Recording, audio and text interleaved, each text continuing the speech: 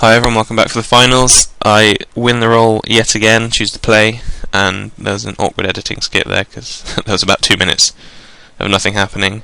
But yeah, my hand was pretty good. It had 2-drop, 4-drop, late game finisher, and 3 lands, so not something to mulligan. I also draw the removal, which makes it even better. And my opponent's called Ophelia, so I'm going to assume it's a female and not some guy using a girl's name, which would be a bit odd, so I'll refer to her as a her for the match. So yeah, she makes Mirrodin on turn 2, and considering what I have in my hand, I have a bunch of X1s, and that Mirrodin could just get out of hand, like stop me attacking completely, so I figure it's better to kill it than to develop my board. Like, I'm only losing out on a Necropede, which is fine to come down next turn if I don't draw land. But being in the finals, she obviously has a good deck, so she has the second Mirrodin, which has been going up and up in my estimations recently. I think it's actually close in power to Embersmith. I used to just think Embersmith was by far the best, and then like quite a leap to Mirrodin and Riddlesmith. But I'm pretty sure Mirrodin is kind of almost as good as Embersmith. Like, in a deck with artifacts, it can just get so out of hand and impossible to beat, because it's actually never bad. Embersmith can be bad if your opponent doesn't have X1s, but Mirrodin is actually never bad. But yeah, amongst all that talking, I made the Necropede over Plague Stinger because Plague Stinger is unblockable, but I actually do want her to block at this point, because if she blocks my Necropede, the Mirrodin is dying. So I'm getting either mana or card advantage out of it, depending on which Mir she blocks with, or I'm getting in poison anyway, so it's the best of both worlds for me. Like, I'd rather encourage a block than play a Plague Stinger, which she can't block. Like, give her the chance to misplay, basically, but she doesn't block anyway. She thinks for a while, and taps into the thought process I just gave you and decides that it's best not to block. And obviously, being the pro I am, I draw the Cisbearer, which is a better play than Plague Stinger because it gets more poison in, and it also helps me curve out better. Means if I draw a land and then a 2-drop or something, I can play a 4-drop and then 2 2-drops in the same turn.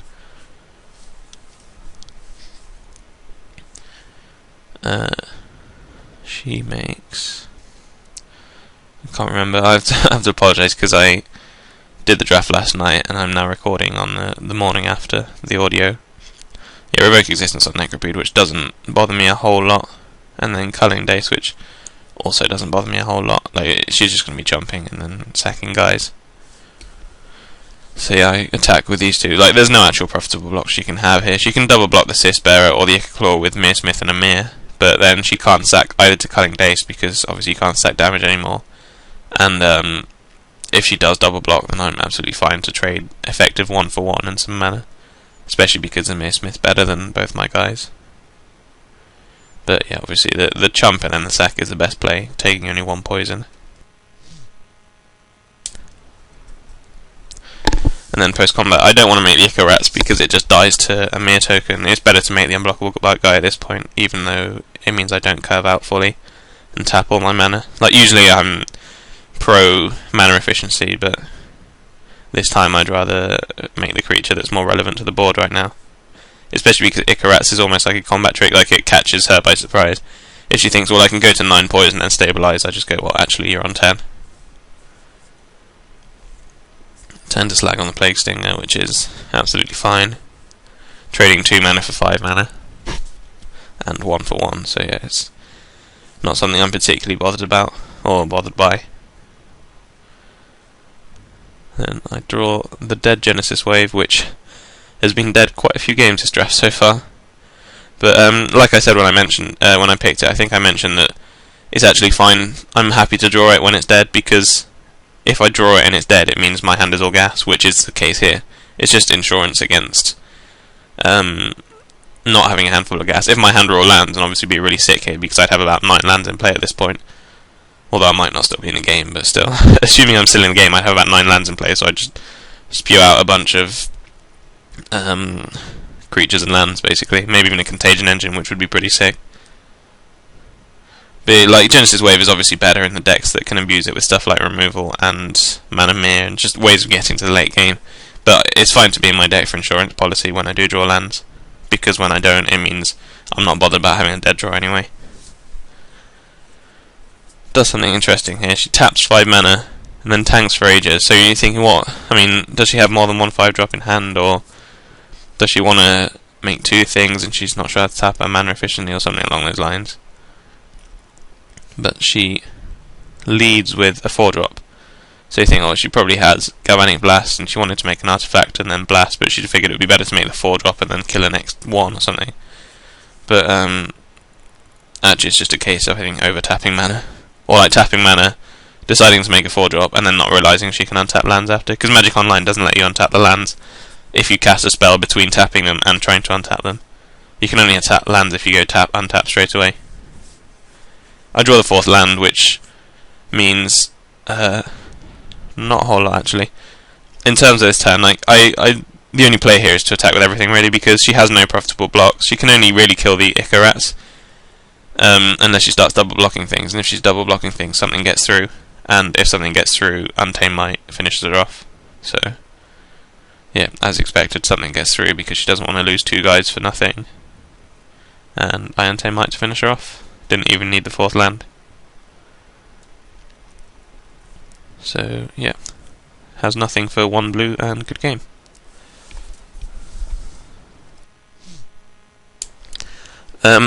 There was nothing relevant sideboard. I didn't see any flyers that are worth bringing in the Wing Puncture for, and I didn't see anything that warrants Withstand Death. Like, I didn't see that much removal, I only saw Return to Slag. So I just figure it's good to keep the deck as it is and submit. And again, I didn't board in the 18th land because I know I'm going to be on the draw, so I don't really need to have a guaranteed land source on turn 4. I also keep a land that's got a hand that's got more than enough lands. So I mean, it's not the best hand, but it's got a turn 3 Carrying Call, which is never terrible. Although she does have Mere Smiths, but I mean, you can't guarantee she's going to have the Mere Smiths this turn. This game. Draw Corpse Cur, which is ironically bad at the moment because Carrying Call is not an infect creature. But yeah, Trigon of Rage with Carrying Call is also pretty good because having the threat of 4/1 infect creatures is always good.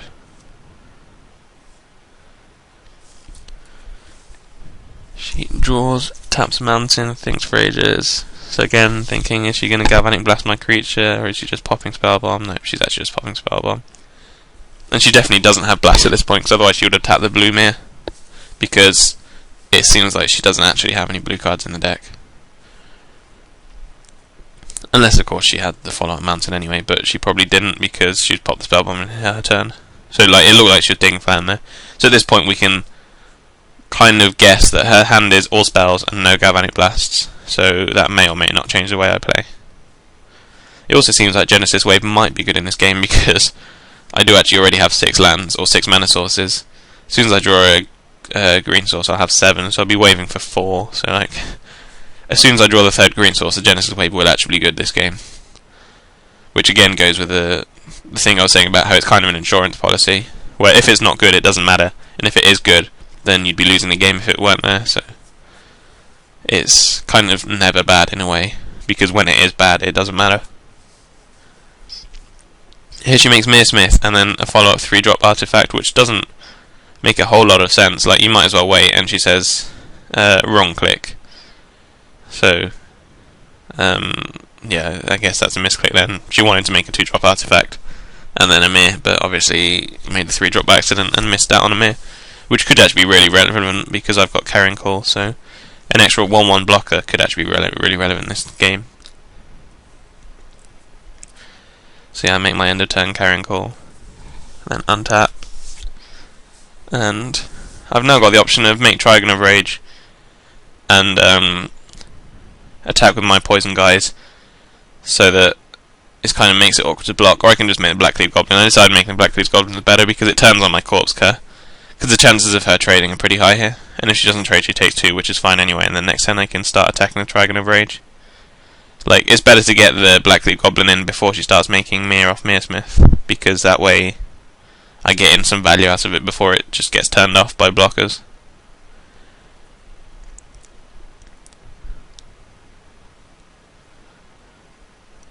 She untaps and has a Sun Chaser, which doesn't bother me a whole lot because, I mean, the nature of this matchup is she wants to block my creatures as much as possible, and so if she's blocking creatures to stay alive, she's losing Metalcraft. So yeah, like I said, I'm not too bothered by the Sun Chaser because it's not making a mirror, and because Metalcraft isn't going to last for long. So I just send in with a team because I now have one of them's a guaranteed 4/1. She doesn't really have any good blocks. Most of her guys are X1 effectively. She only has 1/2/2, and if she blocks one of my 1/1s, I just try and rage it. So she makes the obvious block of 1/1 on 2/1, and then has to think about the others. If she doesn't block, she's going to 6 or 7 poison, and then she's dead to just any poison creature because of Trigon of Rage. Which means it is actually... I've been impressed with Trigon of Rage, basically. I said at the start of the draft that it's not as good as people say it is, but it is. Having played this draft out, I see that in the poison deck it is actually pretty good. Like, I still don't think it's the best Infect card, but I'd rather have something like Tangle Angler, but it's still kind of up there with them. So yeah, handily I also can tap out that turn exactly after Trigon of Rage and then Corpse Code. Like, I didn't even need to Trigon of Rage, because obviously she figured that if she blocks the 2/2, I'm just going to Trigon of Rage, so she didn't block the 2/2, and I don't need to use Trigon of Rage. Which means I can tap out for Corpse Code and remake my Black Cleave, and hope she doesn't have an artifact. Like, she didn't have an artifact last turn, so hopefully she still doesn't have one, and my Black Cleave is still relevant, like still trading with her stuff. Revoke existence of Corpse Code again doesn't really bother me. I've already got a 2/1 out of the Corpse Code.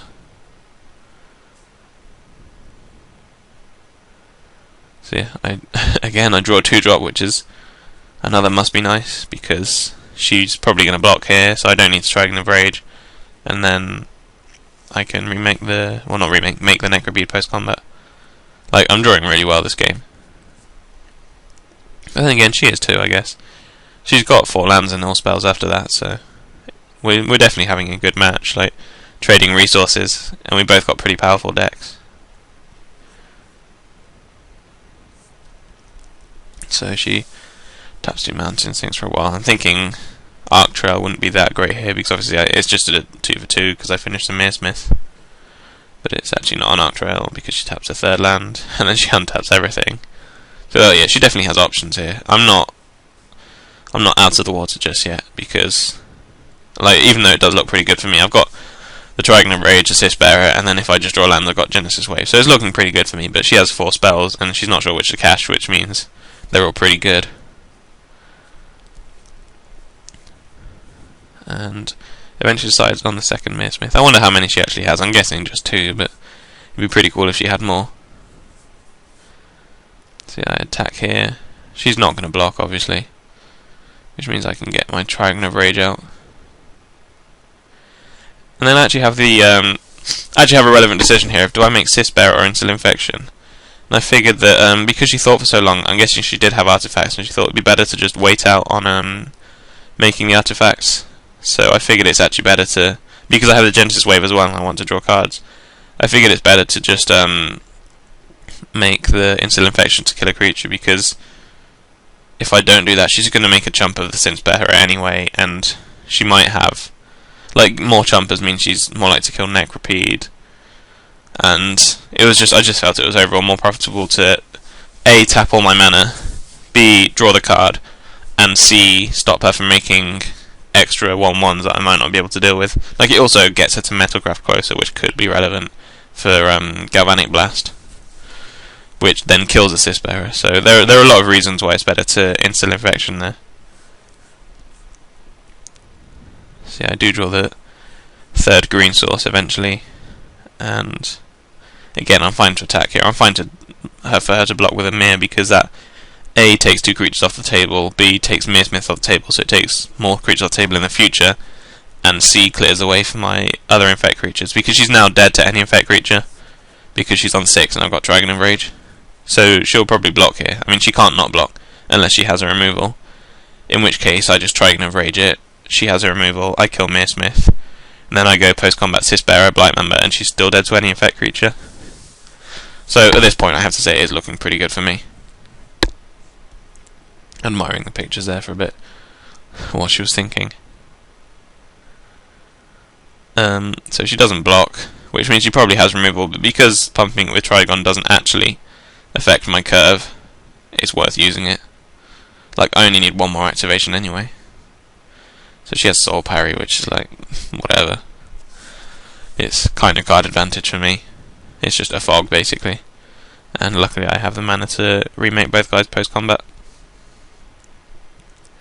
So now I have 3 creatures that she has to block or die. And one of them regens and one of them kills her other creature, so... And the other one's pretty hard to kill, so yes, again, it's looking good for me.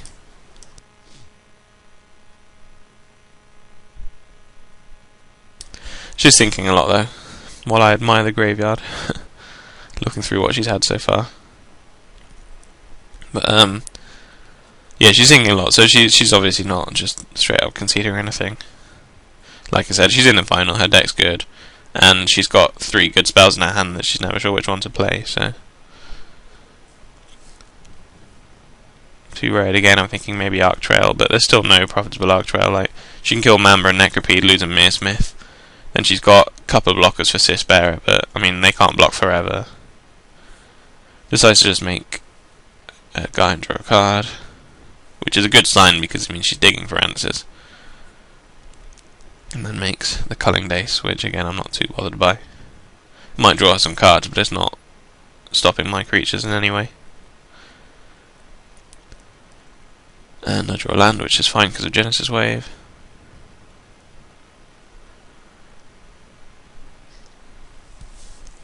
She has some blocking decisions to make.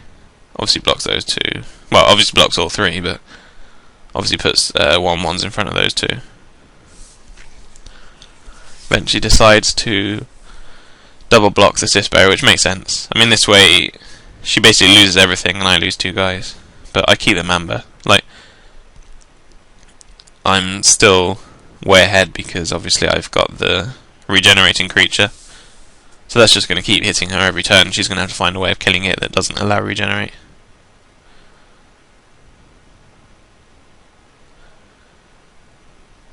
Because, yeah, once she's lost all her creatures, Necropede ability is irrelevant.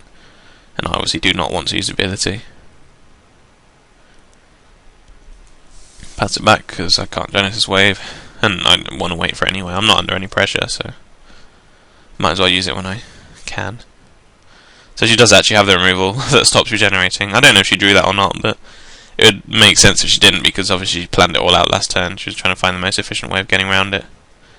I draw Tumble Magnet, which means I kind of just want to go for the Genesis Wave now. Like, if she draws a creature, I can just go Tumble Magnet, kill you.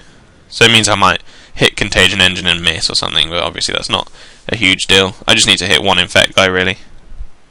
And I hit 2, so that's perfect, really. I hit a removal spell, but I also hit 2 Infect guys and 2 land, so all round goodness. Like, if I didn't hit an Infect guy in the top 5, then I put 5 cards on the bottom that were dead. So again, that's pretty good for me. So yeah, the Icarats poison us both. And I even have the Tumble Magnet now, like I said. Like, I only needed to hit literally 1 Infect guy, and then she needs a creature and a removal, or 2 creatures, or 2 removal spells. Well, no, sorry. I guess she needed 2 creatures or a removal spell, that would make more sense. But she's used the only removal spells I've seen so far, and she got Turn to Slag, actually. But if she makes Turn to Slag, then she's tapping out, so if I hit 2 creatures, I win. But yeah, she says, I drew all the mountains, so I'm guessing she had double white cards in hand, which I asked. But she didn't reply, and just GG's me, so I GG's back. And then she eventually concedes, I think, I'm pretty sure.